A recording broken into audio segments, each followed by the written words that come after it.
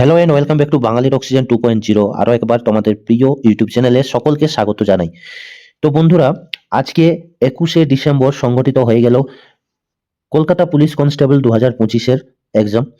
এবং আজকের প্রশ্নপত্রটি ছিল খুবই মডারেট টাইপের একটা প্রশ্ন, যেখানে জিকে গুলো যথেষ্ট মডারেট টাইপ ছিল এবং প্রতিটি জিকের সঠিক উত্তর কি হবে আজকে এই ভিডিওতে আমরা আলোচনা করে নেব।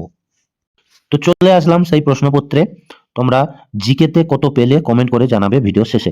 তো প্রথম প্রশ্ন দেখো, কে আন্তর্জাতিক বুকার প্রাইজ বিজয়ী উপন্যাস টম্ব অফ স্যান্ড লিখেছেন? এক্ষেত্রে সঠিক উত্তর হয়ে যাবে Gitanjali Shree. Option B is the correct answer হয়ে যাবে। নেক্সট প্রশ্ন দেখো, গাড়ি চালকের সুরক্ষার জন্য ব্যবহৃত এয়ারব্যাগে কি থাকে? চারটি অপশন রয়েছে: sodium carbonate, sodium bicarbonate, sodium azide, sodium nitrate. এক্ষেত্রে সঠিক উত্তর হয়ে যাবে option C, sodium azide. Okay, এরপরে দেখো নেক্সট প্রশ্ন, a thing of beauty is a joy forever, এই লাইনটি কার লেখা? এক্ষেত্রে সঠিক উত্তর হয়ে যাবে option C, John Keats. John কিটসের লেখা এই লাইনটি। নেক্সট প্রশ্ন দেখো, সম্রাট অশোক ধর্মের নীতি প্রচারের জন্য তার ছেলে ও মেয়েকে কোথায় পাঠিয়েছিলেন? এটা খুবই ইজি প্রশ্ন। সঠিক উত্তর হয়ে যাবে অপশন ডি, শ্রীলঙ্কা। শ্রীলঙ্কা বা সিংহলে পাঠিয়েছিলেন তার ছেলে এবং মেয়েকে ধর্ম প্রচারের জন্য। নেক্সট প্রশ্ন দেখো, কোন দিনটিকে জাতীয় ভোটার দিবস হিসেবে পালন করা হয়? এটাও খুবই ইজি প্রশ্ন। অপশন বি হয়ে যাবে 25শে জানুয়ারি। 25শে জানুয়ারি দিনটিকে জাতীয় ভোটার দিবস হিসেবে পালন করা হয়। নেক্সট দেখো, ক্রীড়া জগতে অসামান্য অবদানের জন্য যে পুরস্কার দেওয়া হয় সেটা হলো অপশন বি, অর্জুন পুরস্কার। ক্রীড়া জগতে অসামান্য অবদানের জন্য অর্জুন পুরস্কার। যারা সঠিক উত্তর করেছো একদম সঠিক উত্তর করে দিয়েছো। নেক্সট প্রশ্ন দেখো, নিচের কোনটি একটি অধাতু? চারটি অপশন রয়েছে, এক্ষেত্রে সঠিক উত্তর হয়ে যাবে অপশন সি, বোরন হচ্ছে একটা অধাতু। যারা বোরন উত্তর করেছো তারা একেবারে সঠিক উত্তর দিয়েছো। নেক্সট প্রশ্নে চলে যাব। নেক্সট প্রশ্ন দেখো, ব্রিটিশ ভারতে স্বরাজবাদী দলের প্রথম সভাপতি কে ছিলেন? এক্ষেত্রে সঠিক উত্তর অপশন বি, সিআর দাস অর্থাৎ চিত্তরঞ্জন দাস হয়ে যাবে সঠিক উত্তর। নেক্সট প্রশ্নে চলে যাব। নেক্সট প্রশ্ন দেখো, হ্যাঁ 25 নম্বর প্রশ্ন, যে বেস্ট সম্মান নিচের কোনটির সাথে যুক্ত? এক্ষেত্রে সঠিক উত্তর হবে অপশন বি, সাহিত্য। যারা যারা সাহিত্য উত্তর করেছো একেবারে সঠিক উত্তর দিয়েছো। নেক্সট প্রশ্ন দেখো, নিচের কোন স্বাধীনতা সংগ্রামী কালজয়ী গান মেরা রং দে বসন্তি চোলা লিখেছিলেন? এক্ষেত্রে সঠিক উত্তর হয়ে যাবে অপশন বি, রামপ্রসাদ বিসমিল। ওকে, নেক্সট প্রশ্ন দেখো, 24 নম্বর প্রশ্ন, বিজ্ঞানের একটি শাখা আরবরিকালচার নিচের কোন বিষয়টি নিয়ে চর্চা করে? এক্ষেত্রে চারটি অপশন ছিল, সঠিক উত্তর হয়ে যাবে অপশন বি, গাছ ও সবজি চাষ সংক্রান্ত বিষয় নিয়ে চর্চা করে আরবরিকালচার। ওকে, নেক্সট প্রশ্নে চলে যাব। নেক্সট জিকে প্রশ্ন, 30 নম্বর প্রশ্নটা দেখো, কোন হিল স্টেশনের নামের অর্থ বজ্রপাতের স্থান? এক্ষেত্রে সঠিক উত্তর হয়ে যাবে অপশন বি, দার্জিলিং। দার্জিলিং এর দার্জ মানে হচ্ছে বজ্রপাত, ঠিক আছে, আর লিং মানে হচ্ছে প্লেস, অর্থাৎ দার্জিলিং এর অর্থ হচ্ছে বজ্রপাতের স্থান। খুবই ট্রিকি একটি কোশ্চেন ছিল এটা। এক্ষেত্রে অপশন বি যারা যারা করেছো দার্জিলিং সঠিক উত্তর হয়ে যাবে। নিচের নিচে চলে যাব, সরি। নেক্সট প্রশ্ন, 33 নম্বর প্রশ্ন, নিচের কোনটি কার্যের এসআই একক? এক্ষেত্রে সঠিক উত্তর হয়ে যাবে joule. Option B correct answer, joule হচ্ছে কার্যের এসআই একক। নেক্সট প্রশ্ন, 35 নম্বর প্রশ্ন দেখো, যে কোন কোষ অঙ্গাণুকে কোষের আত্মঘাতী থলি বলে? খুবই কমন একটি প্রশ্ন, অনেকবার এসেছে ডব্লিউপি পরীক্ষায়। এক্ষেত্রে সঠিক উত্তর হবে লাইসোজাইম। লাইসোজাইমকে সুইসাইড ব্যাগ বা আত্মঘাতী থলি বলা হয়। নেক্সট প্রশ্নে চলে যাব। নেক্সট প্রশ্ন হচ্ছে 42 নম্বর প্রশ্ন। 42 নম্বর প্রশ্নে রয়েছে দেখো, জমি পরিমাপের জন্য দিল্লির কোন সুলতান সর্বপ্রথম আদেশ করেছিলেন? এক্ষেত্রে সঠিক উত্তর হয়ে যাবে অপশন বি, আলাউদ্দিন খলজি। ওকে, যারা যারা আলাউদ্দিন খলজি করে এসেছো একেবারে সঠিক উত্তর করে এসেছো। এরপরে 43 নম্বর প্রশ্ন দেখো, যে নিচের কোন জোড়াটি সঠিক নয়? এক্ষেত্রে দেখো, হর্ষবর্ধন হিউয়েন সাং একেবারে সঠিক, চাণক্য চন্দ্রগুপ্ত একেবারে সঠিক, আকবর টোডরমল সঠিক, বিক্রমাদিত্য এবং চৈতন্য দেবের সাথে কোনো রকম মিল নেই।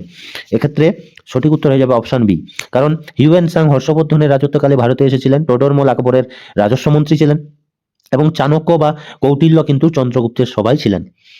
নেক্সট প্রশ্নে চলে যাব। নেক্সট প্রশ্ন হচ্ছে, সোনালী বিপ্লব নিচের কোনটির সাথে সম্পর্কিত বা গোল্ডেন রিভলিউশন? এক্ষেত্রে সঠিক উত্তর হয়ে যাবে হর্টিকালচার। অপশন সি, উদ্যান পালন বা হর্টিকালচার হচ্ছে গোল্ডেন রিভলিউশন। ওকে, খাদ্যশস্য হচ্ছে গ্রিন রিভলিউশন, গ্রিন রিভলিউশন। তৈলবীজ হচ্ছে ইয়েলো রিভলিউশন। ওকে, এবং হর্টিকালচার হচ্ছে গোল্ডেন রিভলিউশন। এর পরের প্রশ্নে চলে যাব।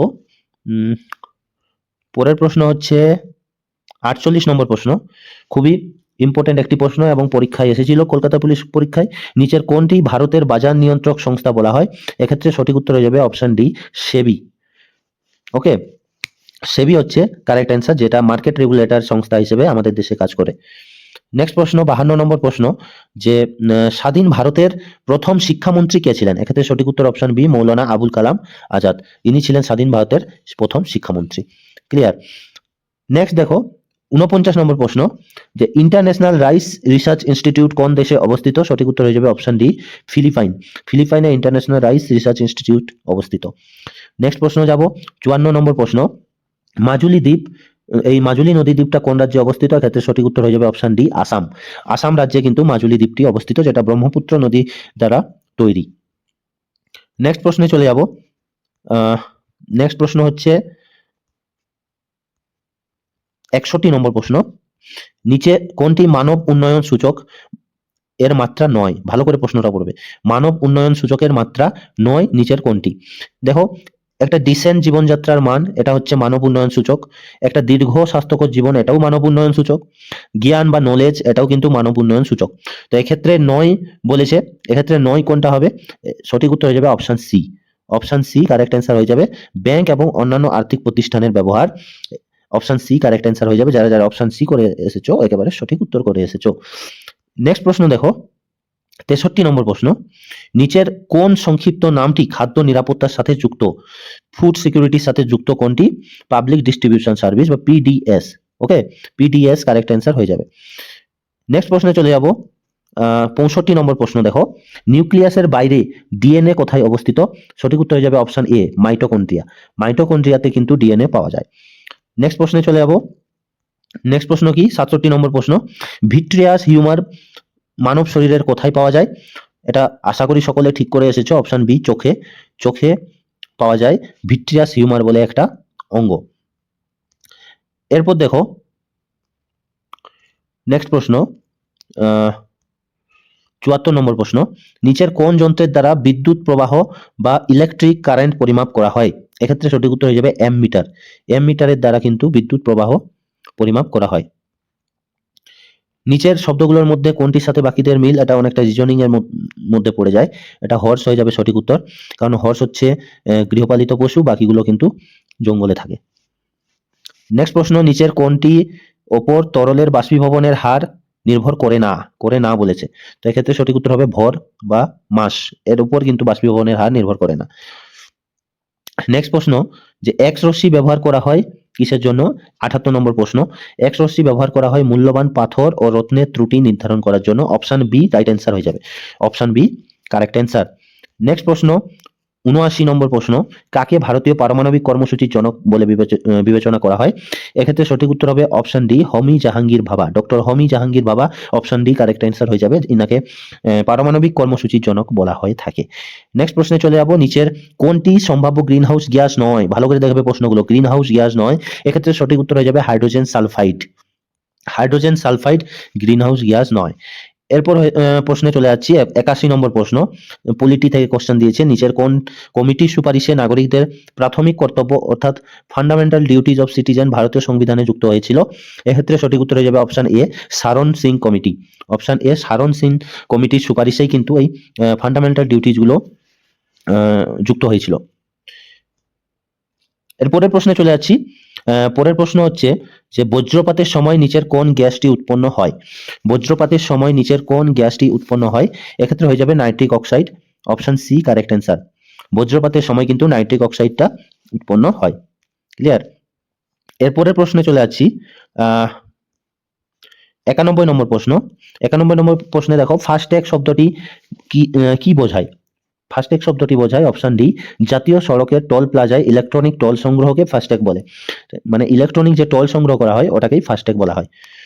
নেক্সট প্রশ্ন 92 নম্বর প্রশ্ন, নিচের কোন হিল স্টেশনে শীতকালে তুষারপাত হয় না? এক্ষেত্রে হয়ে যাবে অপশন ডি উটি। উটিতে কিন্তু তুষারপাত হয় না। বাকি তিনটে যে স্টেশন আছে সিমলা, নৈনিতাল, শ্রীনগর, এগুলো শীতকালে কিন্তু এই স্টেশনগুলোতে বরফ পড়ে। আর উটি হচ্ছে দক্ষিণ ভারতের একটি হিল স্টেশন। এই দক্ষিণ ভারতের হিল স্টেশন শীতকালে ঠান্ডা থাকলেও কিন্তু ওখানে তুষারপাত হয় না। নেক্সট প্রশ্ন, 93 নম্বর প্রশ্ন, যে নিচের কোন জৈব যৌগটি প্রথমে রসায়নাগারে সংশ্লেষিত হয়েছিল? এটা অনেকটাই কমন প্রশ্ন, অপশন এ ইউরিয়া হয়ে যাবে সঠিক উত্তর।